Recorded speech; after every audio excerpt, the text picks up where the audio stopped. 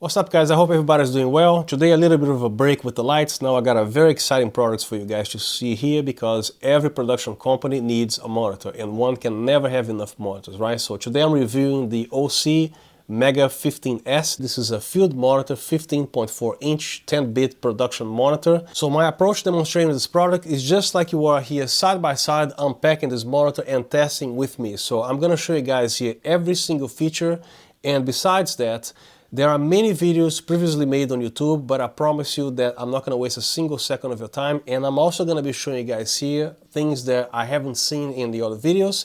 And myself as a professional, since 1991, I want to know what this monitor can do. And you also as a professional, you probably want to see or know the same things that I'm going to try to show you here. So that eliminates every questions that you guys might have in the comment section. But if you have any questions, please feel free to ask me the question. So with that said, please sit back and relax and let me show you what I got here. So I'll be right back.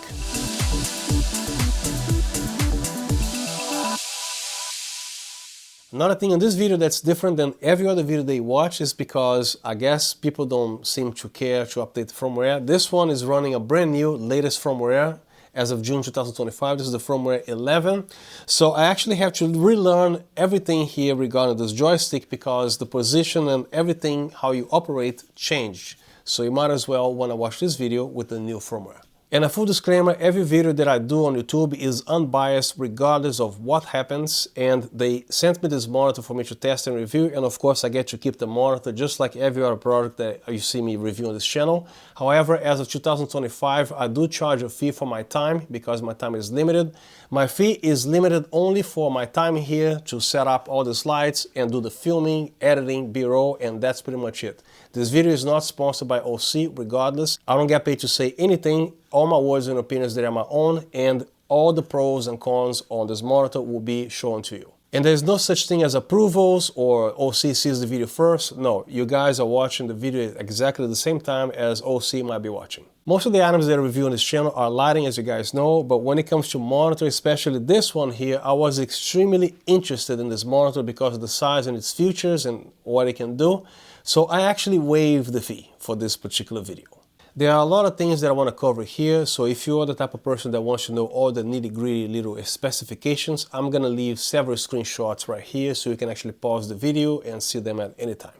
OSEE advertises something called DBEF. To make a long story short, is something that improves the brightness and also the overall contrast of this monitor. And this monitor displays very deep blacks, better than most monitors that I've seen in this price and class. And speaking of price, this monitor runs about $949. To some of you, it might seem expensive if you do this as a hobby, but if you are a professional, you know how much monitors like this cost, especially other brands such as Small HD. They are like quadruple the times this monitor cost. So $945, of course, is still a decent sum of money, but for the monitor, what it is and what it can do, I think is a pretty decent price. I think OSEE says this is actually an anti-reflective screen. I'm not sure what they mean because this is a very glossy monitor, which by the way, I like it because somehow glossy monitors, they actually increase the contrast of the monitor. The matte monitors, they're more or less reflective, but you can still see glare. It's just like diffuse glare, so I prefer the glossy finish. And the first thing that I love about this monitor here, because I thought this was going to be good only for watching dead center like this here, you can actually watch it from the top, from the sides. I'm talking about this much on the side here. You can still see what's going on. Not as good as this way, of course, but you can still see what's going on. It doesn't go dark at all. So from under here, from the top, whatever angle they want to see. The preferred way, of course, to see is from the front, right? This is the first thing that I loved about the monitor and got me very excited about that. Starting with the front of the monitor, you're gonna find a 1/8 of an inch stereo jack, which is good for headphones, even little Bluetooth speakers like this, if you want to amplify the sound for something better, as long as it has a audio in or line in. And the cable that you wanna buy is an angle to straight, exactly 2 feet, so you can actually mount this Bluetooth speaker that I put a little shoe mount right there. So I'm gonna get to the back of the monitor in a second. So here's my Bluetooth speaker and also a wireless device that I'm using. This is the Cine HE HDMI in and out. So the cable they want is about 2 feet angled. So you plug this angled part right here, and then look how neat everything is. So just to plug it on the speaker here, so there's no excess cables running. And on the other side here, there is a speaker. Not sure if that's even a speaker because it sounds almost like a little membrane, so it's almost useless. So this is why I wanted to hook up the Bluetooth speaker here, and it sounds amazing. Most monitors that I've seen, they have the same type of speakers. I have a 28-inch monitor, very expensive monitor in the back there from B&H, and same exact speaker that they put there. So I guess it's a thing. I wish they chose better speakers or something a little bit of a better quality. Something like similar to maybe a little MacBook Air speaker, or at least a speaker they found in the phone. Put it right here. That'll be great. And over here is a USB-A jack for you to actually do firmware upgrade, which I have never seen anybody else before this video to demonstrate, teach anybody how to do properly the firmware update on this monitor. Because if you do it wrong, guess what? You're gonna have to send this back to the factory. So stick around. I'm telling you, I'm gonna show you guys here everything they want to know. To proceed with the firmware upgrade, there is also a limit of size of the USB. So you want to make sure it is format to FAT, not NTFS or Mac format. And then when you go to OSEE website, choose the correct product, download the firmware, read the instructions, and then everything that has a .bin file, drag all the files into the directory of the USB. Don't put it inside any folders. And make sure this monitor is connected to the AC outlet. Don't use the battery, just don't. And then you watch the firmware upgrade. It takes a little bit of a time. The monitor sometimes might be irresponsive, but it will update. Don't touch anything. If you mess this up, I'm warning you, you're gonna have to send this back to the factory. My case here, because I waited with patience, nothing happened. The firmware upgrade was successful at one time. So when you press this button, you're gonna see the 3 inputs here, and it goes away in a few seconds. You don't have to do anything. So if it goes away, press it again. The old firmware, you have to up the joystick. See how it doesn't work? Now I have to rotate instead of doing that. So I'm actually running this via HDMI. Most of you guys have mirrorless cameras and everything, so you probably want to use the HDMI. So immediately one con that I found here is that it has only one HDMI, and you cannot split the monitor in 2 or in 4. I wish I could have that here. I actually emailed OSEE asking if it is a firmware type of deal. They said this will be another monitor being made in the future. It has nothing to do with firmware, it's hardware. Another thing that you're not going to be seeing on the HDMI is the fact that you cannot see the audio levels on the monitor. Most monitors offer that. This one also offers that as well, but only available via SDI, just to keep that in mind. Now the audio meter here, maybe, who knows, it might be just a thing of upgrading the firmware that they might release. Or it can be the same thing as not possible to have the quad cam screen here. I was actually requesting for a screen protector because they actually make a screen protector for this very monitor. It's a little bit pricey, it's about $84, $85. But depending on what you do, instead of putting a nasty scratch here, somebody actually bump a light stand here, that goes your screen, right? So $89 investment compared to nearly $1,000. I don't think that's much of a big deal. It's not a tempered glass they apparently stick on the monitor. I think it mounts right here. I also like that this monitor has a 16:10 format, which means you can actually have all this information here without being in the way of your picture. So this is a 16:9 picture. And over here you're gonna find F1, 2, 3, and 4. These are shortcuts for your mostly used 4 controls. My number 1 is aspect ratio because I shoot a lot of, CinemaScope type of aspect ratio. So pressing F1, pressing it again, immediately enables it, as you can see here. And you can choose many aspect ratios. So again, for example, pressing the F1 again, you're gonna call the function here. Press F1 again, you're gonna turn on whatever it is listed in here. In this case, is the aspect ratio. When you press the F2, press it again. That's when you actually enable the other control, which in this case is zebra. Press the same button to turn it off. And here I put false color. Now keep in mind in this monitor, if you actually want to use, for example, the zebra with the false color, you can. However, the zebra with the picking, you cannot. You gotta choose either the zebra or the picking. So I can use the aspect ratio, I can use the zebra and false color. Or I can use all these 3 here, including the focus assistant. So everything here is customizable. Let's say that you no longer want the false color here at all, or if you want to move this here to here. So right now you are here on the number 3 control. So if you want to change that, keep pressing the arrow on the joystick to the right, as it says, there's an arrow here and another arrow right there. Now you're presented with all the options that you can see. You can control the aspect, the safety, the center, crosshatch, anamorphic, false color, zebra, waveform, vector, histogram, focus assist, picking, D-log, user LUT, multiscope, which is going to have a vector scope here, the waveform here, or a bunch of things. Let's say that I want to choose the vector scope instead, right? So joystick to the right to select it. Now it changed to vector scope. So I want to put it back to what it was before. I want my false color back. Simply go here. If you change your mind, again, joystick to the right to save. Now here's the thing. Currently, apparently there is a little bit of a glitch on the firmware because, as I told you before, this monitor does not provide or support audio meter via HDMI, only SDI, right? So let's say that you want to change the false color, go to the menu here again and go to the audio meter. And then guess what? You have a little prohibitive little red thing. Now you cannot change it. What are you gonna do? Look, you're stuck with this, right? Since I'm a very technical guy, I actually figured out myself in seconds, believe it or not. So you just go to the input here, temporarily switch to SD1 or SDI1 or SDI2, and then go back to the menu here, and then guess what? You can go here and change the damn thing back to whatever you want. So let's put the vector scope here, for example, and call it a day. Then go back to the HDMI. Just wait, it switches back to the HDMI.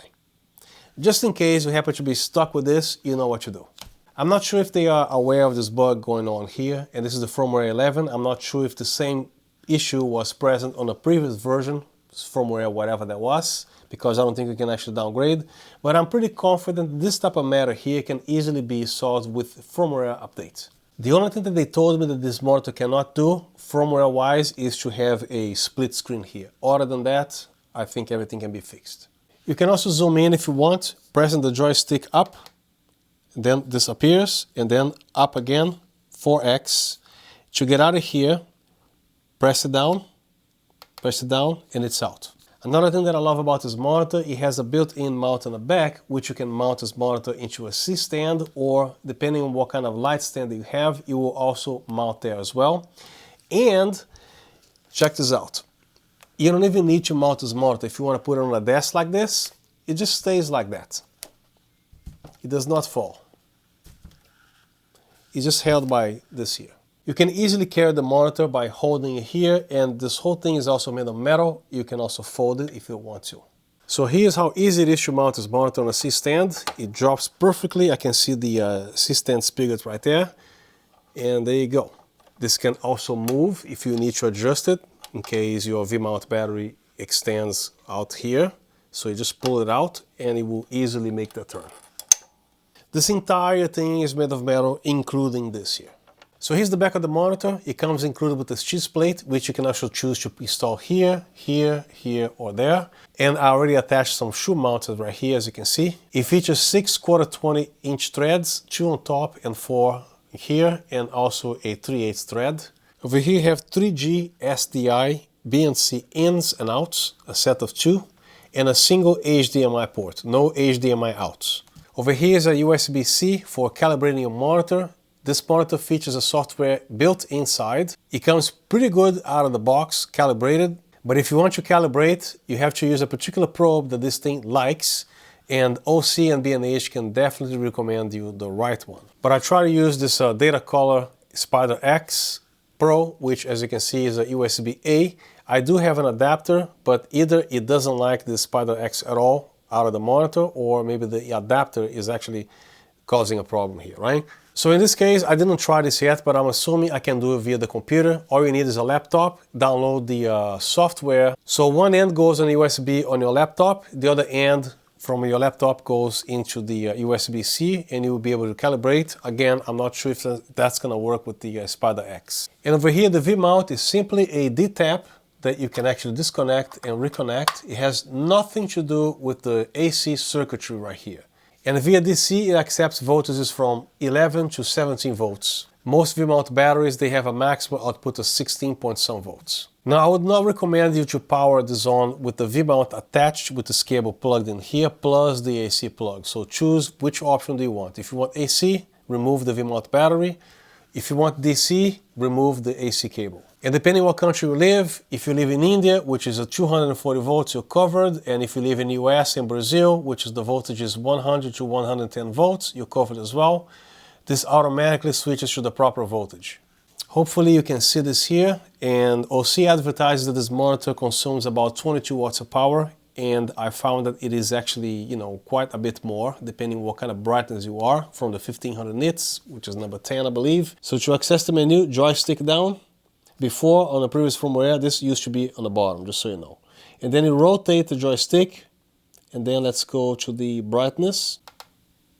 And then, right now, I'm at brightness 0, and it's consuming about 14.5 watts. So let's crank it up to 10. Now it's consuming 34 watts of power, or 0.47 amps. I like my monitor indoors to brightness number 4. This is plenty for me, even 0, especially in a darker room like this here. So most situations, set it to 4.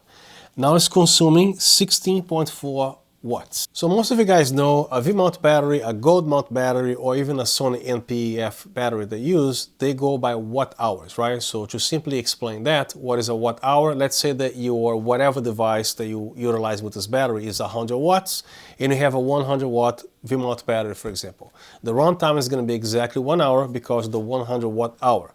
If you drop the device to 50% consumption, now you're running this for 2 hours, and at 25%, 4 hours, right? Makes sense? So let's crank this up to 10, which is the full 1500 nit brightness, and is now consuming 33.5 watts.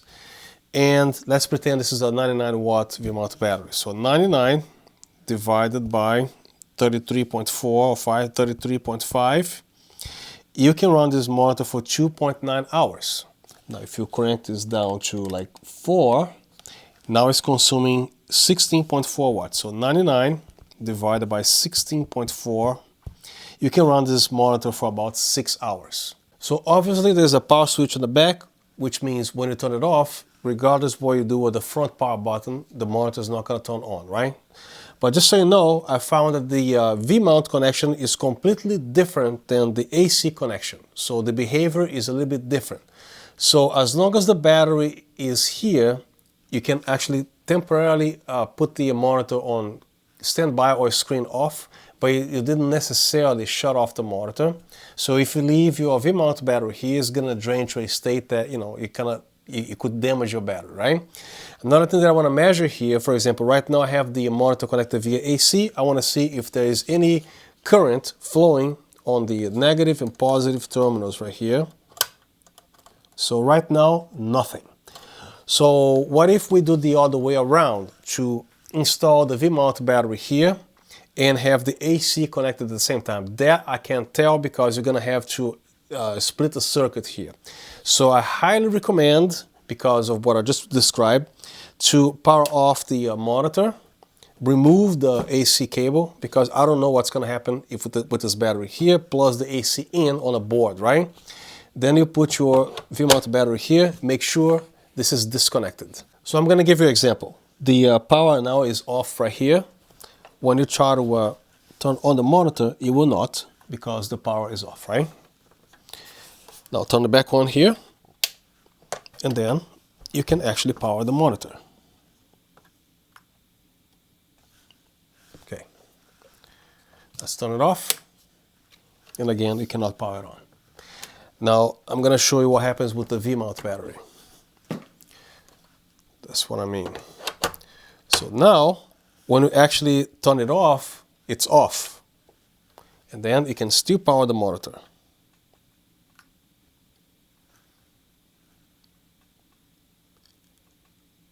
Come on. There you go. Now, regardless if you do this here, it doesn't matter. Monitor is still on. Now the good thing is you can actually temporarily shut off the monitor to save some V-mount battery power. You can turn it back on. See how quickly it turns on, because it's not off. So it's just screen off. So it's not off. So again, make sure you use the battery only and do not plug both at the same time. And the whole connection here is just a regular D-tap cable that you can actually unplug it. I'm not going to unplug it right now because I don't want to, rough shut down the monitor. But, it's just a regular V-mount thing with a D-tap with the XLR DC cable right here. And that's pretty much it. And again, you can actually move this cheese plate here, here, here, or there. You can buy more from OSEE if you want. And if you want to use a fake little V-mount adapter with Sony NPF batteries, of course you can, as long as you don't exceed 17 volts. So it can be as little as 11 to 17 volts. And the AC is 100 to 240. So if you are in India, for example, which is a 220 volt country, this will automatically switch to the proper current without you changing anything here. When you go to United States or Brazil, you can actually run 110 volts. So right now I'm going to show you the monitor straight out, and then I'm going to turn it so you can see the viewing angle. It doesn't show on camera as good as in person, but you can see nothing really changes much. You can still see what's going on there. Trust me, when you are in person looking at this thing, I can see the whole color of this monitor, probably like, 85% this way. 100%, 85%. This is something that I don't accept if a monitor doesn't let me do that. This monitor lets you view pretty much like any angle. Overall construction, this monitor is pretty beefy and pretty heavy, and everything here is made of metal. The only thing plastic are the frames here. Everything else made entirely of metal. So right now I'm outdoors. It's a little bit cloudy today, but as you can see, the brightness is set to number 4, and you can perfectly see what's going on here. Now let me show you at brightness 10. As you can see, it completely overexposed the video. So if it is a bit sunny, you're not gonna have a problem whatsoever with this monitor. And again, 4, to me, it looks great. So this is how easy it is to mount this on a C-stand with the actual case. So align it with the C-stand right here, and then carefully drop it. You see the top of the C-stand stud right here. Lock it down. And again, this is gonna be in the way, not a problem. You lift it, switch it this way. Now, to prevent this from collapsing and dropping all these things here, now this is when you use the Velcro this time, right here, and it prevents this from falling, right? And as you can see, it doesn't get in the way of the V-mount battery either, so everything is perfect. And here's how quickly you can actually set up the hood. So align these parts right here. On the back, you want to squeeze a little bit, like that. And then the top, and here. Come back here again and squeeze it. Power on the monitor. And there you go.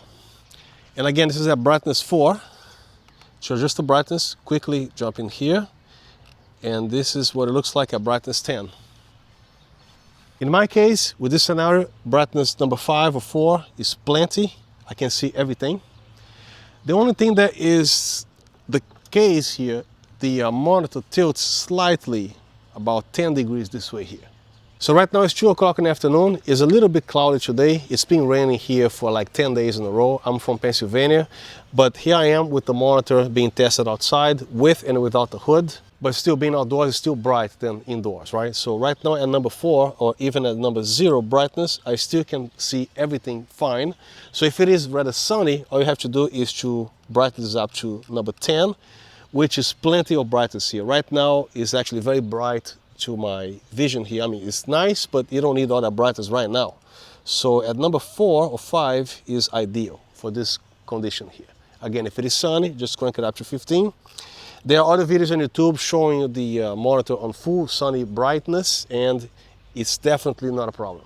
So right now the room is dark, and let's pretend that the tube light is actually sunlight trying to enter through this here. If we did a good job, as you can see, no sunlight comes in. Let me even turn off this monitor here.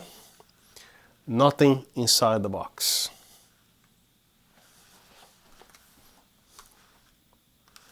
And if you did a bad job like sealing this properly, of course, the light is gonna enter through here. As you can see, it's shining through the monitor there. So when you take your time and close this properly, which takes a second, Putting the tube light exactly the same way, no light comes in at all. And this is a pitch black room, as you can see. So here's the case that comes included with your purchase, and it's very nicely made and it's very cushiony right here. It's very comfortable to hold, to handle. And this is the front and this is the back. This case design also features a sun hood right there, so you can actually mount this on a C-stand with the monitor already inside the case, so you don't have to even bother taking it off the case, which is pretty nice. And the sun hood can be assembled in a matter of seconds. It has the velcros and everything else. So as I bang on this case, you can see how well built that is. So the first thing that you want to do when you put the monitor in this case, as you can see, there are two flappers here. You gotta make sure they are right against the case. Now, as you can see, the case is ready to receive the monitor. I recommend that you save this packaging material, especially if you're gonna transport the monitor, especially the joystick going in here. Make sure the hole is in this side, not on this side here. So it's gonna be around the left and the opposite side where the C-stand mount is. Now, because of gravity, I wish they had a little Velcro here, so this will avoid or prevent this thing from flapping back here, which is going to be a pain in the ass. So I put in here, and there you go. And the same exact thing here. See a little Velcro here? And that's it. Because there are two flappers here, as you can see. So it cannot be down like this here. You got to make sure everything is up. And put this back here. And then in an angle, place the monitor. It's a little bit of work here. And then you pull back a little bit, and there you go. Then you use the belt, and the other one, and your monitor is secured. Then make sure you align this with the C-stand hole. To remove the monitor in an angle, lift it up, and there you go. Now, to install the included legs, you notice that one says right, the other one says left. So this is the right side of the monitor.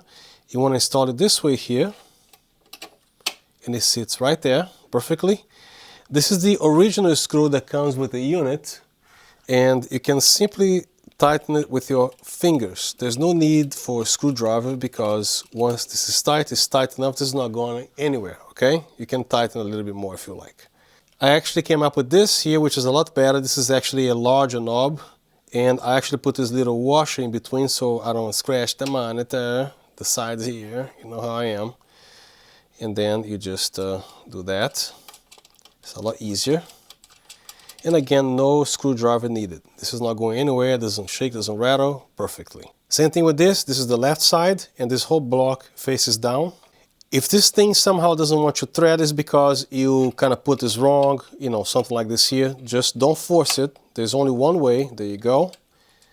Then you finish screwing it. And then place the monitor on the floor or on the table. Very stable. Now I want to show you how accurate this monitor is straight out of the box without any further calibration, just what came from the factory.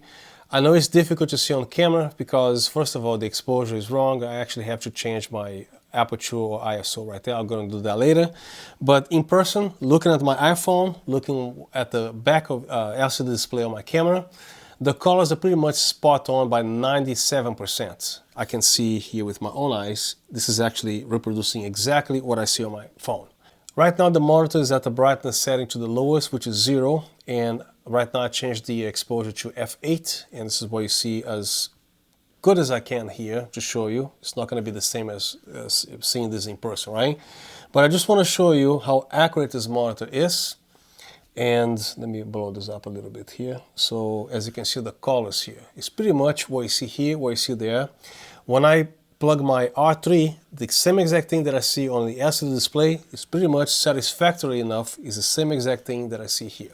Now, if you're shooting something extremely critical, such as, you know, photographing clothing, because that particular blue with the other blue matters, then you probably want to consider further calibrating this monitor with the probe that works with this monitor or something else. But most situations in a professional environment, you're not going to be able to need any other further calibration other than this. You can pretty much trust it because it's going to look the same thing as it looks like on my cameras. Of course, there's no way to have zero latency because especially at under $1,000, that's not going to happen. But for focus pulling, you can definitely still do it. Unless you try to pull focus on a squirrel moving, most cases pulling focus from this monitor is going to be no problem. And again, the price of this monitor being under $1,000, to find a monitor that will do the same thing that this monitor can do, you're looking at $1,300 to $1,900, $1,800 easily. So again, in this case, I have the Apple TV sending signal to the TV and sending signal to this monitor. As you can see, when the picture changes, it's very fast. It's almost no delay whatsoever. So I have something here, non-copyrighted material. This is something that I actually made a commercial for a industrial facility. And I want to show you guys the quality of the audio that you're going to hear from the speakers, which is literally just for reference. So you have sound, but you know, so I'm going to play here so you can see what it sounds like. Certified and audited outside subcontractors and suppliers to make sure you receive the best Then up the volume. available to support your needs. Orbell manages the process from start to finish. So I'm gonna hook up this Bluetooth speaker and I'll show you guys what you can do about that. This cable is perfect. Again, 2 feet, that's all you need.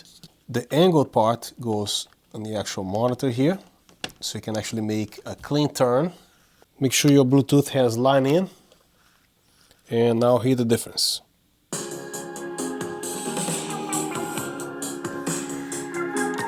Maximum volume. Orbell has established a mentorship program to assure continuity of high-quality You can mount it here too. We believe not only in supporting your needs today, but also well into the future. Now I'm going to show you guys the entire menu and all the features this monitor has. If you are interested or serious in buying this monitor, you should not find this boring at all. So with the firmware version 11, to access any of the menus, you gotta press the joystick down, and then you have the option between the settings, brightness, volume. And if you're not doing anything here for a few seconds, you have to recall the menu. I also recommend that you don't put any speaker here while you're recording because of feedback and other things. And to the right, you can actually add or remove sets. What I mean by sets is when you turn the joystick, again, firmware 11, you gotta turn. Then you have, set 1, set 2, set 3, set 4, 5, 6, and so forth. So far I created 6. I think it can let you create a bunch, maybe 10 at least. To open one of the sets, push the joystick to the right. Then you select joystick down. You have 1, 2, 3, 4, 5, 6, 7, up to 8 different ones. The ones I chose was histogram, multi-scopes, D-log, picking, focus assist, false color, zebra, and aspect ratio. Aspect ratio is very important to me because I shoot a lot of super widescreen things. Keep in mind, if you don't do anything within a few seconds, this is also going to disappear and I have to recall it here. There you go. So recall it, joystick to the right, and then joystick to the right again. Notice there's an arrow. And then you actually have the aspect ratio. When you press the arrow one more time, you can also replace for anything else here. Instead of aspect ratio, if you want to do safe instead, push the joystick to the right, and then safe it is. Then if you want to change your mind again, right, right, go back to aspect, right again, and then come back. And it's saved as well. And to activate the control, with this firmware, you have to rotate the joystick, and then it's actually on right now. And then you click on aspect again, and then joystick down, and then rotate, and you have the several options there for you, including vertical. There you go, iPhone. Let me get out of here to show you. That's vertical. I refuse to shoot on vertical video, but if you guys need that, there you go. I want to go back to 2.35.1, which is the aspect ratio that I use for a lot of things. Now the transparency is great because if you have this set to 75%, you're going to see the pictures on the outer range, as you can see her elbow right here. I always leave it 0 because here I have a clean canvas or what's supposed to be on this frame here. To turn off, rotate the joystick to the left, off, on, off, on. And next one, zebra, and then to engage. And then again, rotate to turn it on, rotate to turn it off. And then you can also have the settings here, which I didn't even customize this here, as you can see. to whatever makes sense as far as zebra goes. And then next we have the false color. Make sure you turn the thing on by rotating, and then arrow right, and then down. Then you have follow camera and also the spectrum, whichever one you like, or custom. You can mess with all this here. I'm gonna leave as follow camera. Then back. Then don't forget to turn it off. Next is focus assist. Make sure you turn that on, and then arrow right, and then down. Then have red, green, blue, white, red. And also, of course, the intensity. Background color, black and white or color. Next, picking. Then you have the intensity that you like. I don't know how long this joystick will take to wear out because of the, click, click, click, click, click, doing this for a year or 10 years. I don't know. That's the only way to select this here. The next is the D-Log. Then you have HDR or SDR. The next you have the multi-scopes. Turn that on. You have the everything here on the bottom and on the right. And the last setting here on the set is histogram. Turn it on, and there you go. And then you can choose between Luma and RGB. Position, top right, or any one of these positions here. Transparency. Now to change the set, you can't just turn the joystick like this. You gotta make it disappear, and then you rotate. Then you have set 2, 3, 4, 5, 6, and so on. The number 6 is empty because I just created, so it's for number 5, number 4, number 3. Number 2, they are already filled. Now I want to show you guys the whole menu settings and everything. So joystick down, you have this little gear icon, down again.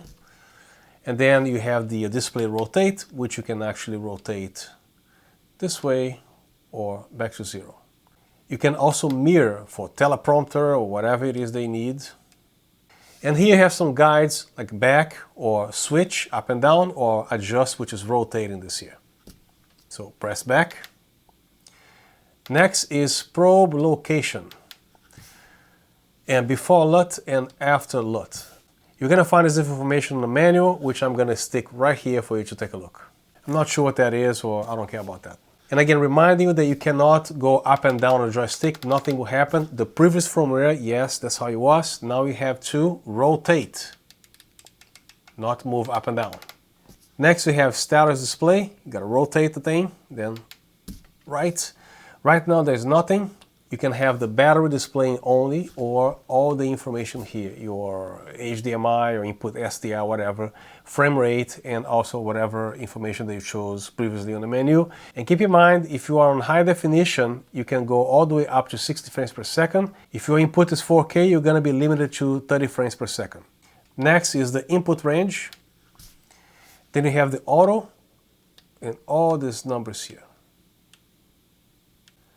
Next we have input matrix, Rec 709, Rec 2020 for ultra high definition, or auto. I'm gonna leave it set to auto. Next is the signal format. You have auto or 12-bit, 10-bit, all this stuff here. Let's set it to auto for now. Color management. So here you have several presets from most manufacturers, Canon, Fuji, Nikon, Panasonic, Red, Sony, EBU, DCI, ARRI, and BMD, Canon again. And then with the Canon, you have C-Log 3, C-Log 2, C-Log 1, C-Log. Then finally you can actually change your gamut settings here to Canon Cinema or all this stuff here.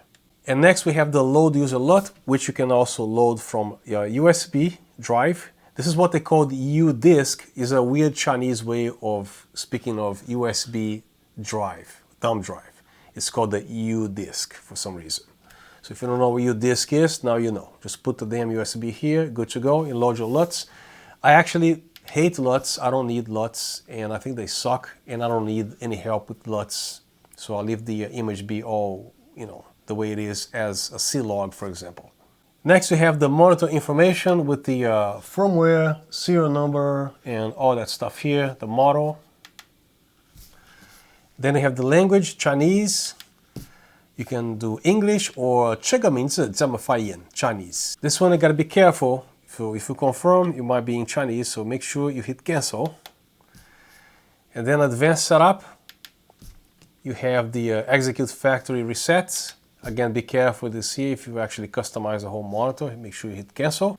Factory manage. I don't know if factory manages the colors. I'm not sure what that is. I forgot. Gotta read the manual, so I'm gonna leave it off.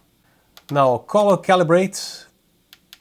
You have to have the right probe. OSEE and B&H can definitely recommend you the right probe to attach on the back, which is via USB Type-C.